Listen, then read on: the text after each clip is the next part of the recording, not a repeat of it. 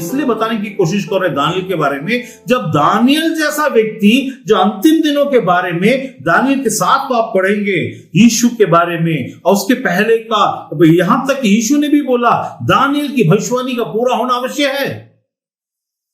Daniel ने बहुत सारी भविष्यवाणी की है, बहुत सारी बातों को देखा, यहां तक कि उसने मनुष्य के पुत्र शरीर का स्वर्गदूत के साथ खड़ा हुआ भी देखा। हमसे पहले, यीशु के पैदा होने से पहले मनुष्य के पुत्र शरीर किसी को उसने फरात नदी के ऊपर में खड़ा होता हुआ देखा। वो देख, अभी बहुत सारे लोग बहुत कुछ देख लेते हैं लेकिन वो समझ में नहीं आएगा। जब परमेश्वर को मत सोचिए आपके सामने प्रभु आ जाएगा तो पटक से सबके लिए सब कुछ खोल के, वो ऐसा नहीं है। ये राज्य की बातें हैं और रहस्य की बातें हैं। राज्य का मतलब ही रहस्य होता है। राज्य का मतलब ही होता है कि उसके पीछे स्ट्रैटेजी होते हैं। ये परमेश्वर के राज्य और परमेश्वर के राज्य और स्वर्ग के राज्य की बातें हैं, और उसके लिए जो चुनाव होता है वो क्या है और कैसा है, उसका राजा आज हम, है ना। देखिए आगे में एक एक एक, एक अंतिम दिनों की एक बात को बताता हूं। 7वें वचन में लिखा है, तब जो पुरुष संग का वस्त्र पहने हुए नदी के जल के ऊपर में था और मेरे सुनते दाहिना और बाहिना और दोनों हाथ स्वर्ग की ओर उठाकर सदा जीवित रहने वाले की शपथ खाकर कहा, उसने सदा जीवित रहने वाले परमेश्वर की शपथ खाकर कहता हूं। अब आगे बोल रहा है, यह दशा 3.5 साल तक रहेगी और पवित्र प्रजा की शक्ति टूटते टूटते समाप्त हो जाएगी, तब ये बातें पूरी होंगी। अंत की बात हुआ नहीं है। ये बोला ये सब क्या चीज है दानियल, ये सब क्या चीज है।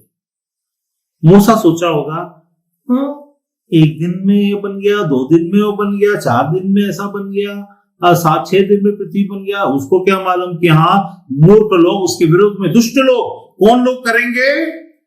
दुष्ट लोगों को समझ में नहीं आएगा दुष्ट लोग कैसे रहते हैं। मैंने उस दिन आपको पहला कुरिन्थियों में क्या बताया, पहला कुरिन्थियों के 1 में बताया, 1:20 में लिखा है, कहां रहा ज्ञानवान, कहां रहा शास्त्री, कहां रहा संसार का विवादी। कौन जो अपन जो टिक करता है, जो शास्त्री को लेकर इसमें ऐसा है, तुम्हारे धर्म में ऐसा, इसमें ऐसा, उसमें ऐसा। यहां परमेश्वर ने बोला दानियल की किताब में, दुष्ट लोगों को समझ में आएगा ही नहीं, क्योंकि उनके पास पासवर्ड और कीवर्ड नहीं। आप पूछेंगे ऐसा क्यों? क्या परमेश्वर सबसे प्रेम नहीं करता? मैं आपसे पूछता हूं, आपको मिलिट्री में भाग लेना है, वहां पर जैसे गेट रहता, अंदर पार करते समय एक लकड़ी रहता है, उस लकड़ी से जो भी नीचे होगा वो नहीं जा सकता, उससे ऊपर होना चाहिए। क्या भारत में रहने वाले हर इंसान मिलिट्री में घुस नहीं सकता? हो सकता है, ये घुसता है क्या? नहीं, उसके लिए भी एलिजिबिलिटी है। परमेश्वर की एलिजिबिलिटी आपका विश्वास और आपका प्रेम नहीं, परमेश्वर एलिजिबिलिटी उसकी बुद्धिमत्ता और उसके चुनाव पर नियुक्त होता है। यहां पर तो कानून है, यहां परमेश्वर स्वयं ही कानून है। उसकी बुद्धिमत्ता के सामने अच्छे अच्छों की नहीं चलती। यहां पर लिखा कि उसने ज्ञान को मूर्खता नहीं ठहराया। क्या संसार के अंदर मूर्खता नहीं ठहराया? परमेश्वर ने क्या किया मालूम है? अगर क्या आपको क्या लगता है परमेश्वर अपने ही बनाई हुई सृष्टि के बारे में एक्सप्लेन नहीं कर सकता था? वो बोलता बच्चों, आदम आने से पहले देखो, मैं करीब करीब 2,75,000 करोड़ सालों पहले की बात है। तब वो तारीख ये था, वो तारीख नहीं था उस समय, सूरज नहीं था ना ये वाला, तो ऐसा था मेरे स्वर्ग की तारीख के अनुसार से फलाने जगह से ऐसा ढिमका ढका करके बता सकता है, लेकिन हमारा उससे कोई संबंध नहीं। कैसे? जैसे मैं एक संगीत के स्टूडियो में जाता हूं और स्टूडियो में जाकर के बहुत अच्छा मैं गाना गाता हूं, है ना, बल्कि नहीं गाता लेकिन गाता हूं, सोच लीजिए, है ना। तो गाना गाता हूं और स्टूडियो में गाना सुनने वाले बैठे हुए, वहां जाकर के खड़ा हो, हाँ बोलिए आप अपना कुछ सुनाइए। हाँ सुनाइए। क्या सुनाओ भाई साहब, मेरी मम्मी जो है वो ना कल ऐसा बोल रही थी, मेरे मामा ऐसा बोल। अरे भैया उसकी नहीं, और सुनाइए का मतलब आप क्या के लिए आए हो? मैं आया हूं, मतलब गाना होने के लिए आया हूं, तो आप सुनो। अरे यार पागल है क्या तू? सुना, कुछ गाना सुना। परमेश्वर क्या बोलता है? गाना सुनाने वाले जगह गाना सुना। हमको उस आदमी तो पक जाएगा सुनेगा, इंसान होने के नाते ये आदमी क्या कर रहा है। हो सकता कोई वहां गाना बनाने के पैसा देने वाला आदमी भी आया, उसके झेलेगा, सुनेगा उसको। परमेश्वर ने क्या किया? हम मनुष्यों को क्या मालूम होना चाहिए? हम क्या है मालूम है? शैतान जब हमारे अंदर घुस जाता है तो हम परमेश्वर की कुंडली निकालने की कोशिश करते हैं। अच्छा बेटा परमेश्वर तेरा कुंडली निकालता हूं, बताए सृष्टि कैसे बना है? तुम मालिक हो, तुमको बनाकर बनाए, बताकर बनाएगा। तू तो अभी 2 साल 4 साल में औरत होगा तो 2-4 साल 50 साल में मर जाएगी, आदमी होगा तो 50 मर जाएगा। तुमको बताकर तो इसे अप्रूवल लेगा बनाने के लिए? नहीं लेगा। वो उसमें भी रहस्य रख दिया कि तुझे समझ में नहीं आएगा, तो कितना भी माथा पटक ले तो उत्पत्ति को समझ ही नहीं सकता, क्योंकि तेरे को पता नहीं वो किस संदर्भ में लिखा गया है। क्योंकि अभी एक एस्टर धनराज करके एक लेडी है जो पहले प्रभु को मानती थी अपने बाप के कारण से, और अब छोड़ दिए अपने बाप के कारण से। ठीक है, अब वो अपने बाप से नफरत करती है, बात नहीं करना चाहती। जो भी है उनके घर में वो उन लोगों को कोई समस्या था, बहुत समस्या था, उसमें से बच गए, प्रार्थना की, ठीक हो गया। मैं कहता हूं परमेश्वर के पास आपकी जिंदगी में प्रार्थना करने से ठीक होने और नौकरी और चौकरी और काम और इसके जॉब के लिए मत आइए। ये इसके लिए आने की जरूरत नहीं है। परमेश्वर को जानने का मतलब परमेश्वर तू क्या किया बता मेरे को, उसके आधार पर मैं तेरे पास आऊंगा करने की जरूरत नहीं है। परमेश्वर के पास आना है अपनी जरूरत के लिए। कैसा? हे प्रभु मेरी आत्मा, मेरा उद्धार, मेरा प्राण तुम क्या तुम्हारे अंदर कैसे? अब उसको मैं उदाहरण के तौर पर बताता हूं। मेरे साथ निकाल लीजिए यूहन्ना की किताब। अब बहुत कम समय बचा मेरे पास। यूहन्ना उसके पहले एक बात बता देता हूं। तो दूसरा एक प्रश्न आएगा, अरे तुम लोग भारत में रहते हो, you live in India, Jesus is of for American and British people. वो गोरों का है, इनका नहीं है, तुम्हारा नहीं है। लेकिन मैं आज आपको यीशु ने कहां बोला कि आप मेरे हो, भारत वाले भी, हमारा नाम उसमें मैं दिखाऊंगा बाइबल के अंदर में कि हम को यीशु ने क्या बोला, हम क्यों हैं आज इसके भेड़ में शामिल। मेरे साथ निकाल लीजिए यूहन्ना 10 उसका 15, यूहन्ना 10 उसका 15, जॉन चैप्टर 10 वर्सेस 15। जैसा पिता मुझे जानता है और मैं पिता को जानता हूं और अपनी भेड़ों के लिए प्राण देता हूं। जैसे इस जगह में क्या बोल रहा हूं मालूम है? जिस तरीके से मैं प्रधानमंत्री को जानता हूं उस तरीके से यह काम प्रधानमंत्री नहीं करेगा। या फिर जैसा मैं पिता को जानता हूं वो मुझसे क्या चाहता है मुझे बताता नहीं है, क्योंकि हम दोनों एक हैं और बताने की जरूरत नहीं, मुझे मालूम है। मालूम कैसे है? क्योंकि मैं उसमें का हूं और वो मुझमें का है। यहां बताता है जैसे पिता मुझे जानता है और मैं पिता को जानता हूं डैश, और मैं भेड़ों के लिए अपना प्राण देता हूं। मेरी और भी भेड़ें हैं जो इस भेड़शाला की नहीं, मुझे उनका भी लाना अवश्य है। जब यीशु इस बात को बोल रहा था इजराइल में था। He was in Israel, in the country called Israel, and at that time he was talking to the Israelites and the Jewish people. यहूदियों के बारे में बात कर रहा था, यहूदियों के बीच में बात कर रहा था। वो बोलता है उसमें से जितने थे उनके बारे में बोलता है, मेरी देखो मेरी और भी भेड़ें हैं जो भारत में इस जगह उनको भी लाना अवश्य है।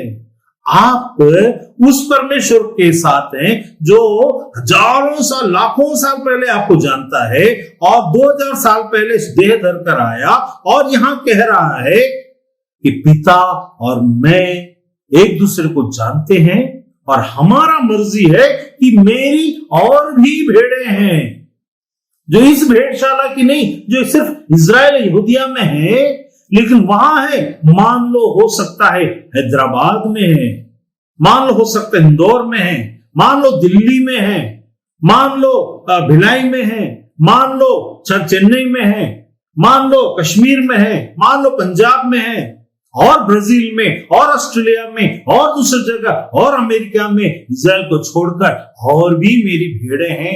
उसमें के बारे में हमारा इसीलिए लिखा है, तुम्हारे नाम को खोद कर रखा है। मतलब आप ये मत बोलिए कि वो कहीं और का है, आपको जो बताया जाएगा आप सोचें हाँ, नहीं, उसने, आप भले उसको बोल सकते हैं लेकिन उसने आपको अपने में शामिल किया है। उसने बोला मेरी और भी भेड़ें हैं जो इस भेड़शाला की नहीं, उधर बीदर में बैठे हुए हैं, उधर में यादगीर में बैठे हुए हैं, इधर बेंगलुरु में बैठे हुए हैं और उनका भी लाना आना अवश्य है, उनका भी लाना अवश्य है। लाना मतलब प्रयास करना पड़ेगा उनको लाने के लिए। अब इससे समझ में आता है कि हम परमेश्वर की योजना में शामिल हैं। हम जो कोई भी यीशु को हाँ प्रभु बोलते हैं, हम परमेश्वर की योजना में शामिल हैं। अगर योजना में शामिल है तो हमारे साथ में एक चीज हुआ है। मत्ती का 13:11, तो उसने उत्तर दिया, तुमको स्वर्ग के राज्य के भेदों की समझ दी गई है वरन उनको नहीं। तुमको किनको? दानियल की किताब के 12वें अध्याय में, दानियल की किताब के 12वें अध्याय में 10वें पद में जो लिखा है, बहुत से लोग तो अपने अपने को निर्मल और उज्जवल करेंगे और स्वच्छ हो जाएंगे। कैसे करेंगे? यीशु के लहू के द्वारा अपनी आत्मा को धोएंगे और स्वच्छ हो जाएंगे।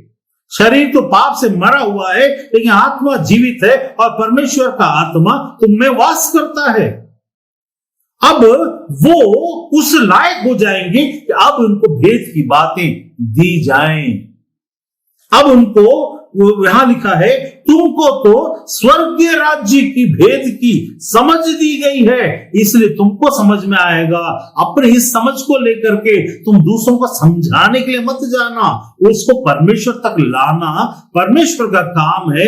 देखना कि क्या ये उस लायक है कि नहीं। हमारा नहीं, सब नहीं आएंगे, क्योंकि यहां लिखा वचन में अंतिम दिनों में ये चीजें होंगी कि बुद्धिमान है वे समझेंगे, परंतु दुष्ट में से कोई, ऐसा लिखा, दुष्ट में से कोई, no one from that clan, no one from that sect, कोई भी उस दुष्ट में से इन बातों को न समझेगा, क्योंकि सबसे पहले वो आया ही नहीं। आया तब आएगा तो समझ में आएगा। तो उसके लिए क्या करना है? यहां लिखा वचन में, तब यहां यूहन्ना के 10 में क्या लिखा था? मेरी और भी भेड़ें हैं जो इस भेड़शाला की नहीं, मुझे उनका भी लाना अवश्य, उसको लाना है। लाएंगे फिर देखेंगे। परमेश्वर यीशु जब लाता है ना, तो क्या होता है, मेरे पास जब कोई आता है वो परमेश्वर को ग्रहण करता है। उसका कारण ये है, जब यीशु आता है, इसको मालूम है इसके साथ में कोई काम है। मैंने जैसे पिछले बार बताया था, जब मैं बैंक में गया, बैंक में जाकर के विजय भाई को जाकर के बोला, भाई आपको, भाई नहीं बोला, सर आपसे बात करना है। मैंने बात किया तो परमेश्वर ने क्या बोला था? मुझे इससे काम है। ये स्वर्गीय राज्य की बात है, ये सबको नहीं मिलेगा, और जिसको मिला तुम गलतफहमी में मत चले जाना। अंतिम दिनों में ऐसी ऐसी शिक्षाएं आएंगी, जो ज्ञान की बातें आएंगी, सामर्थ्य की बातें दिखेंगी, जो परमेश्वर की ओर से नहीं, भरमाने वाली शिक्षाएं और भरमाने वाले लोग हम में से ही बहुत सारे बाहर चले जाएंगे। याद रखिए, वो पूरा हो जाएगा। एस्थर धनराज ने क्या किया, बाहर गई और वहां जाकर के उल्टी सीधी जो सच उसको समझ में नहीं आया, उसको समझ में आएगा ही नहीं, इसलिए तो बाहर जाएंगे, क्योंकि उनकी बातें स्वच्छ और निर्मल करने की नहीं है। एक परिवार में सबके सब आना बहुत मुश्किल है। एक आएगा, एक छोड़ देगा। परमेश्वर बोला एक रहेगा, एक उठा लिया जाएगा। एक परमेश्वर को तुच्छ जानेगा, वो अपने आत्मा को नहीं, वो बुद्धि से सोच रहा है। उद्धार की बातें यूं ही जाने के लिए मत दीजिए। सृष्टि भी बड़ी नहीं जितने आपको परमेश्वर ने बड़ा रखा। सदगुरु जी जो सब जगह बताते, उन्होंने कल एक बात बताया, दो बात बताया, उसके एक बात अभी बताऊंगा, दोनों बताऊंगा, लेकिन एक बात का एक्सप्लेन बाद में होगा। उसने बोला, the greatest thing in this world, in this earth, is to accept, to serve this as a slave, as a servant. The greatest thing in this world is to accept self as a slave, bonded slave, to be as a servant. The greatest thing, ऐसा बोला। ये किसमें पूरा होता है? मैं इसलिए नहीं आया कि तुमसे सेवा लूं, वरन सेवा करने आया हूं। वो भले यीशु को रिजेक्ट करते हो, वो भले ईश्वरी नहीं है बोलते हो, या कुछ और बातों को कहते हो, लेकिन उनकी ज्ञान की बातों में से जो बातें निकली वो क्या थी? The greatest thing is to accept self as a slave, bond slave, to be as a servant, is the crime number 1 thing, ऐसा बोले तो यीशु में पूरा होता है। तो परमेश्वर क्या बोलता है, यीशु क्या बोलता है, मैं लाऊंगा। तो बहुत सारे प्रश्न आएंगे आपके सामने। जब कभी भी प्रश्न उठे आपके मन में, बिना हिचकिचाए, पवित्र आत्मा से क्यों, पवित्र आत्मा से क्यों, हम हर चीज को आत्मिक दशा में सोचना है। हर चीज परमेश्वर की बात आते ही बुद्धि से सोचना, जैसी आया बुद्धि आप भरमाए जाए। अपने बुद्धि का सहारा ना लेना, वन संपूर्ण में से परमेश्वर यहोवा पर भरोसा रखना, वही तेरे सीधा, आपकी ना समझी आपकी बातों की चीजों को वही सीधा मार्ग निकालेगा। तो यहां पर निकाल के पढ़ेंगे रोमियो 8:9, परंतु जब परमेश्वर का आत्मा तुम में बसता है तो तुम शारीरिक दशा में नहीं, आत्मिक दशा में हो। हम सब जब परमेश्वर का आत्मा हमारे अंदर बसता है, वो कहां बसता है परमेश्वर की आत्मा? परमेश्वर आत्मा 16 वचन लिखा है, परमेश्वर की आत्मा आप ही हमारी आत्मा के साथ, मतलब आत्मा हमारे आत्मा में बसता है। The spirit of God with Father, Son and Holy Spirit, the ghost, the spirit of God resides in us, dwells in us. बसता मतलब dwells in us, in our spirit. कहां बसता है लिखा है? आत्मा में बसता है। तब हम आत्मिक दशा में हैं, हमारी आत्मा जागृत है। हमको आत्मा को जागरण की जरूरत नहीं है। हमको जागरण मीटिंग को जाकर के वहां कथा सुनने की जरूरत नहीं है। कहानी के तौर से बुद्धि जागृत हो सकती है, आत्मा का जागरण नहीं हो सकता जब तक कि परमेश्वर की आत्मा ना बसे। परमेश्वर ने उस बात को आपके जीवन में पूरा कर दिया है। अब आपको करना क्या है? करना यह है कि आपको मैंने पहले बताया था, आपका ज्ञान और आपकी सामर्थ यीशु है, जो एक पर्सन है, उससे बात करना है। हिचकिचाना नहीं है, आपको जल्दबाजी नहीं करना। याद रखिएगा। हाँ बताओ, 5 मिनट का समय दिया गया, 5 मिनट के अंदर जवाब दो। ए भाई जरा रुक, ये बात मेरे जिंदगी की है। मैं 5 मिनट 10 मिनट में नहीं, मैं अपने परमेश्वर से पूछूंगा, मैं तसल्ली लूंगा। अगर आपको कंफ्यूजन होता है, तसल्ली लीजिए, पर में, क्योंकि ये आपके अनंत काल की बात है, जो 1 सेकंड है, 2 सेकंड के अंदर में फट फट फट फट करके हो जाए, ऐसा नहीं है। कोई भी जल्दबाजी में, याद रख लीजिए, कोई भी जल्दबाजी, अंतिम दिनों में ऐसी बहुत सारी शिक्षा आनी शुरू हो गई हैं।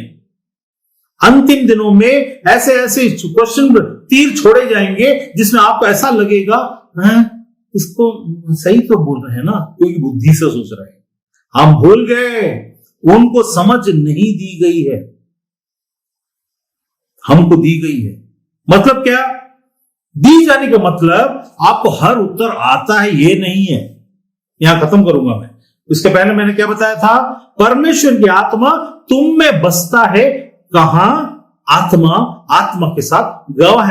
परमेश्वर की आत्मा हमारी आत्मा के साथ गवाही देता है, मतलब आत्मा में बसता है। इसलिए हम अब आत्मा जागृत है और हम आत्मिक दशा में हैं। अब हम जब बात करेंगे तो संसारिक दशा में भी सोच सकते हैं और आत्मिक दशा से भी सोच सकते हैं। स्वर्ग की बात आई, आत्मिक दशा। यीशु की बात आई, आत्मिक दशा।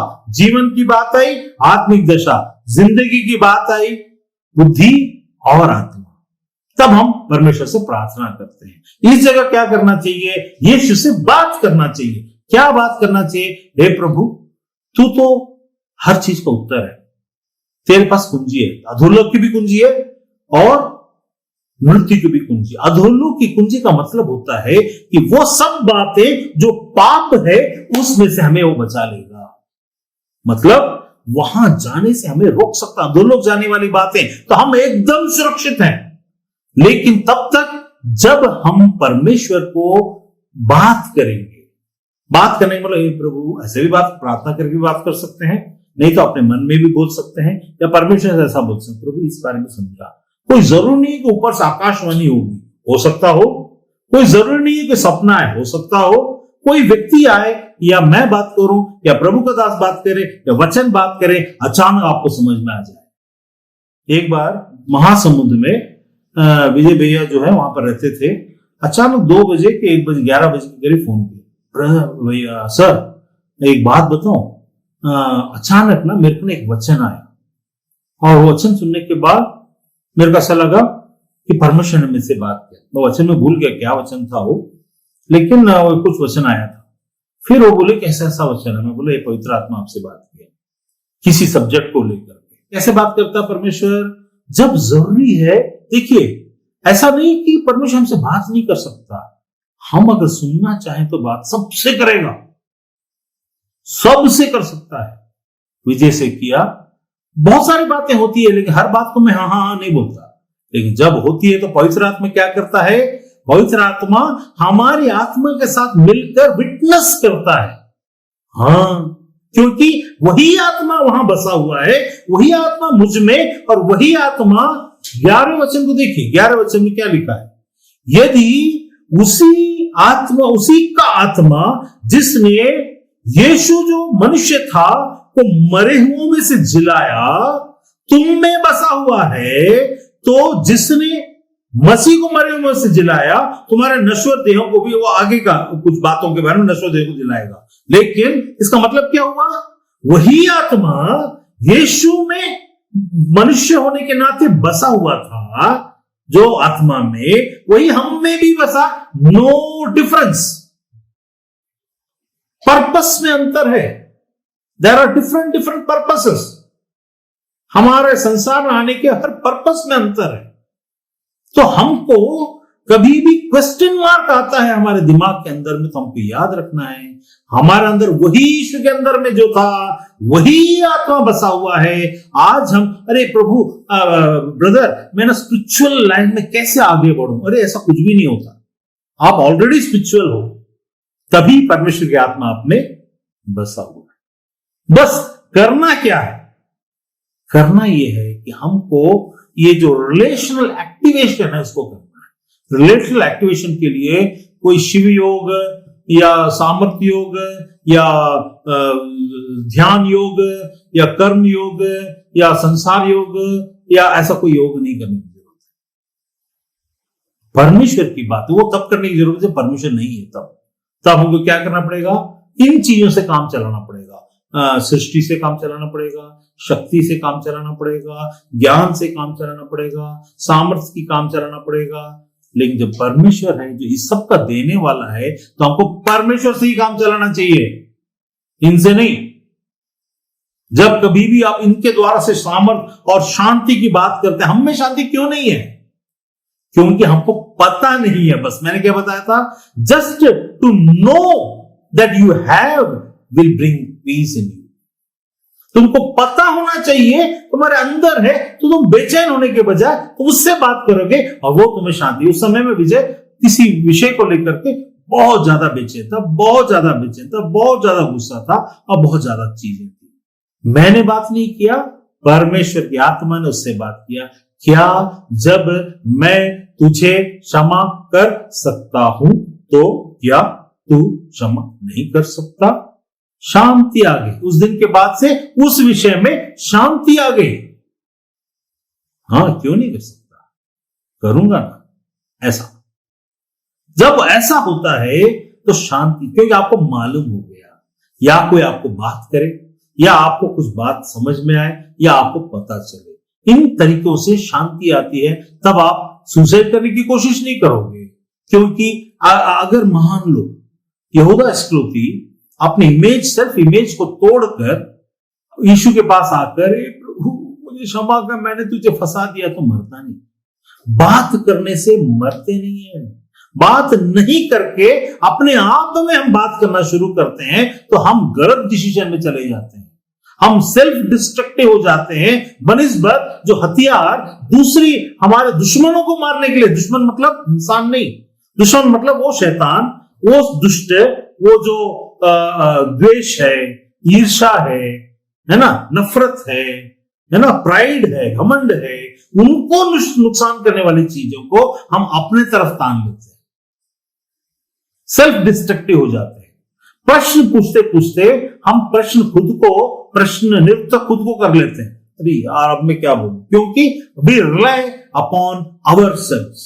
इसीलिए वहां पर वचन में एक जगह लिखा है कि तुम क्या ना करना, तुम अपने शरीर के अनुसार न चलना। शरीर मतलब बुद्धि, शरीर के अनुसार मतलब बुद्धि के अनुसार मत चलना। आत्मा की दशा जब आती है, शैतान की बात जब आती है, बाइबल की बात जब आती है, समझने की बात जब आती है, ज्ञान की बात जब आती है, क्योंकि तुम्हें स्पेशली किसी विशिष्ट तरीके से, अद्भुत तरीके से कुछ ना कुछ तुम्हारे जिंदगी में होकर तुम्हें चुना गया है। तुम्हारे कैसे तुमको पता चलता है? क्योंकि आपकी आत्मा के साथ पवित्र आत्मा मिलकर क्या करता है। यही तो कमी थी दानियल में, मूसा में, कि पवित्र आत्मा उनके अंदर बसा हुआ नहीं था। अगर बसा हुआ होता तो अंतिम दिन आज से 4000 पहले ही हो गया होता, लेकिन ये बसा हुआ नहीं था। जब परमेश्वर बोलता है कि ऐसा हो, मैं अंतिम दिनों में अपने आत्मा उंडेलूंगा, ये करूंगा, वो करूंगा, वो करूंगा, एक अलग दिन उसको देखेंगे असल में वो है क्या, और हम क्या समझ के बैठे हैं। कई प्रचार को अलग अलग तरीके से समझाते, लेकिन असली तरीका, असली बात क्या है? तो कहने का मतलब आपको याद रखना है कि आपको स्पेशली चुना गया। मैंने आज क्या बताया?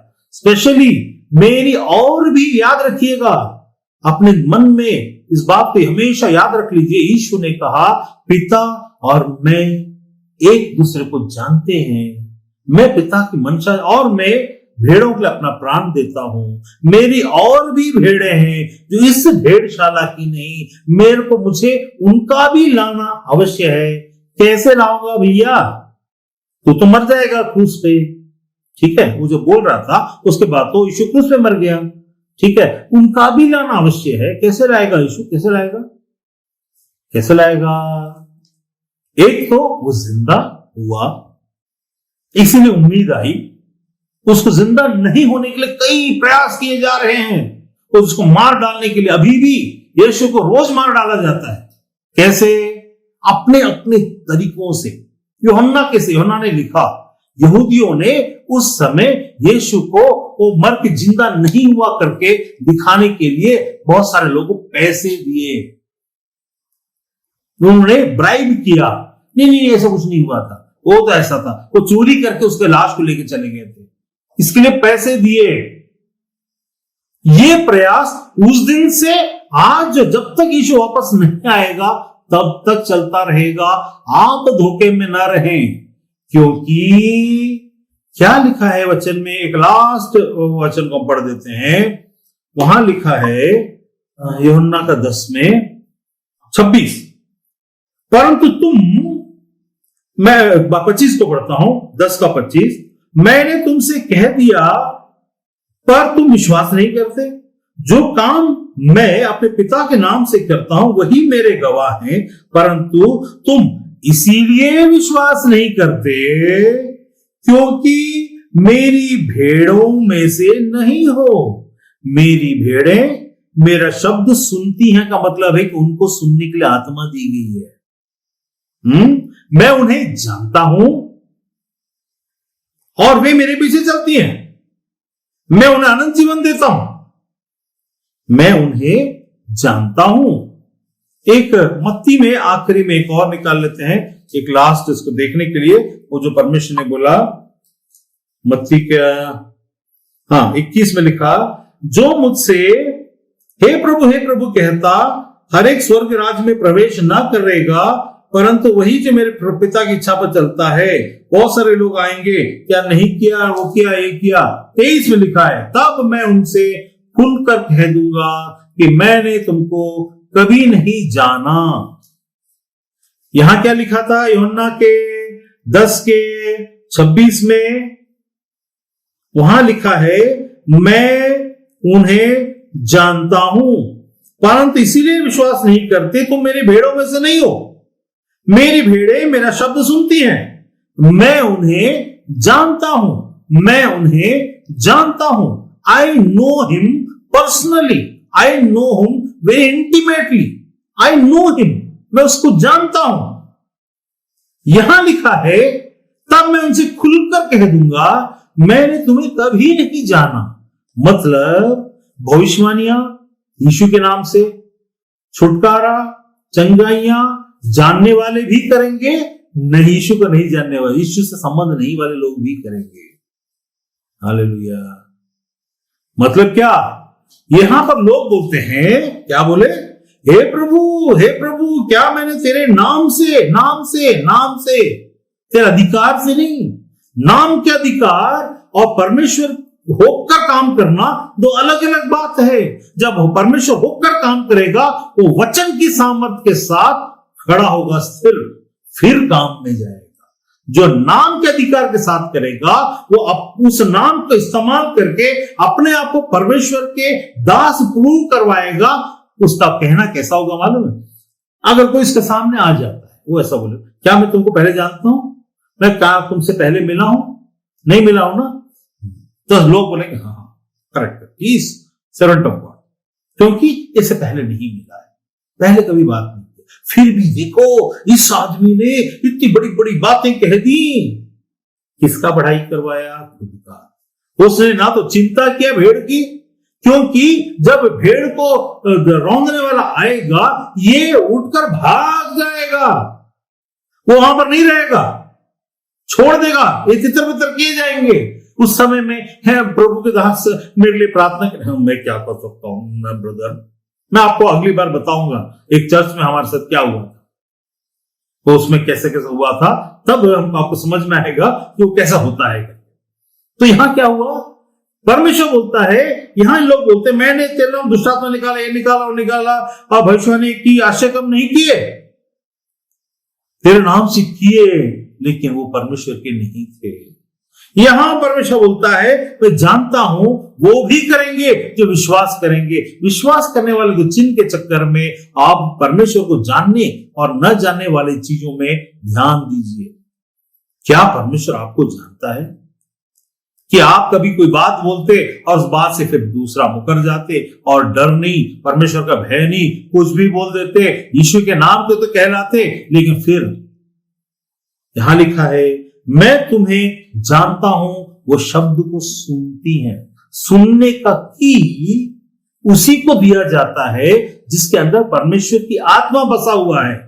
जो यीशु के पास गया और परमेश्वर का आत्मा और बुद्धि से ग्रहण किया, आत्मा में सच्चे पश्चाताप के साथ नहीं किया, उसके आत्मा में परमेश्वर की आत्मा नहीं, उसको केवल वो नौकरी मिला इसके लिए मानेगा, और उसको अच्छा काम हुआ, कुछ चंगा हो गया, फिर से बीमार पड़ेगा, यीशु को छोड़ देगा। वो सिर्फ कुछ हुआ इसीलिए उसके पीछे है, मन से छोड़ चुका है। याद रखिएगा परमेश्वर आपसे बात कर रहा है, तो अगर आप पीछे हैं तो आप वापस परमेश्वर पास कहें कि प्रभु मैं उन कैटेगरी में जिसमें तू मुझसे कह दे मैं तुम्हें नहीं जानता, मैं तेरा फॉलो इसलिए नहीं करना चाहता कि तू मेरे जिंदगी में कुछ कुछ किया, इसीलिए करना चाहता हूं कि तेरी आत्मा मेरे अंदर बसा हुआ है। Your spirit dwells in me and gives witness along with my spirit. तब वो ज्ञान, तो वहां मैंने जैसे वहां वचन में पढ़ा था, दिया गया है तुमको भेद को जानने का रहस्य दिया गया है, उनको नहीं दिया गया। This was not by the will of God that it should not be given, but by their own free will that they should come and receive. परमेश्वर ने इसको हम्बलनेस के साथ जोड़ा। वो अपने बुद्धि के ज्ञान और किताबों के ज्ञान में इतने फंसे हुए होंगे कि वो आना ही नहीं चाहेंगे, इतनी ढीठता भरी होगी, और they will miss the opportunity even to meet God. It is not like that they don't want to meet God. They are very religious. Every person in this world who is atheist, not atheist, both type of people are there. So जो religious है, जो spiritual है, जो यीशु को नहीं जानते, they also want to meet God by their own senses, by their own karma, by their own power and by their own understanding and knowledge. उनके understanding and knowledge के अनुसार से वो परमेश्वर को देखना जानना चाहते हैं, उसी को घमंड बोलते हैं। प्राइड क्या है? मैं कुछ करूंगा, मैं परमेश्वर को, आप बहुत सारे लोग ऐसे बोलेंगे मैं परमेश्वर को कुछ करना चाहता हूं। आप घमंडी हो। आप परमेश्वर के क्या कर लोगे? आपको हम्बलनेस रहेगा, हे प्रभु मेरे द्वार से तू कुछ कर। ये है असल, वो है नकली।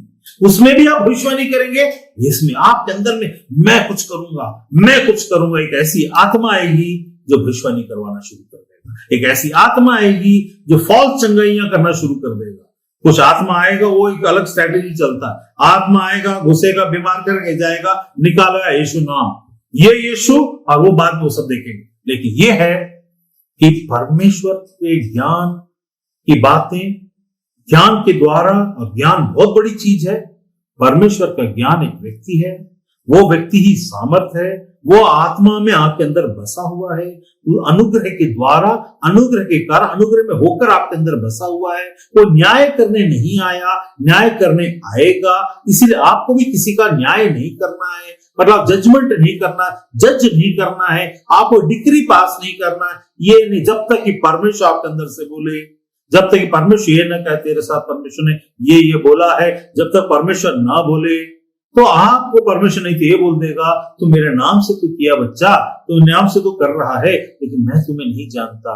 जब आप उसकी शब्द को सुनकर पहचानते हैं और आप बोल लेते हैं, आप इस बात को याद रखते हैं कि मैं भी उस भेड़ में से हूं जो भारत में रहता हूं या कहीं और रहता हूं, किसी और देश में रहता हूं, लेकिन यीशु ने उसी समय बोल दिया था मेरी और भी भेड़ें हैं इस भेड़शाला की नहीं, उनका भी लाना अवश्य है। यीशु को मालूम था मैं मरूंगा, फिर जी उठूंगा, और फिर मैं पिता के दाहिने हाथ जहां बैठाया रखूंगा, वहां से हर एक के अंदर अपने आत्मा को डालूंगा। जो मैं चाहूंगा, जो मेरे पिता चाहेगा, वही मेरे बच्चे सुनकर करेंगे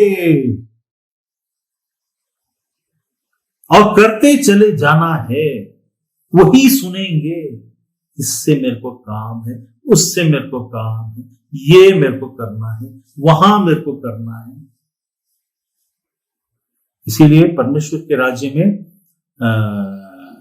ऐसा ना हो, ऐसा ना करें पहले आप, पहले आप, पहले आप। परमेश्वर राज्य में पहले मैं, पहले मैं, पहले मैं, कहीं आप करते करते आपकी गाड़ी ना निकल जाए, है ना। आप कहते कहते हमारी गाड़ी ना निकल जाए। परमेश्वर के राज में पहले आप वाली तहजीब नहीं, पहले मैं। हे प्रभु मैं, दूसरों का बाद में देख, तू मुझे देख पहले, क्योंकि मैं ना बदलूं, मैं ना सुन पाऊं।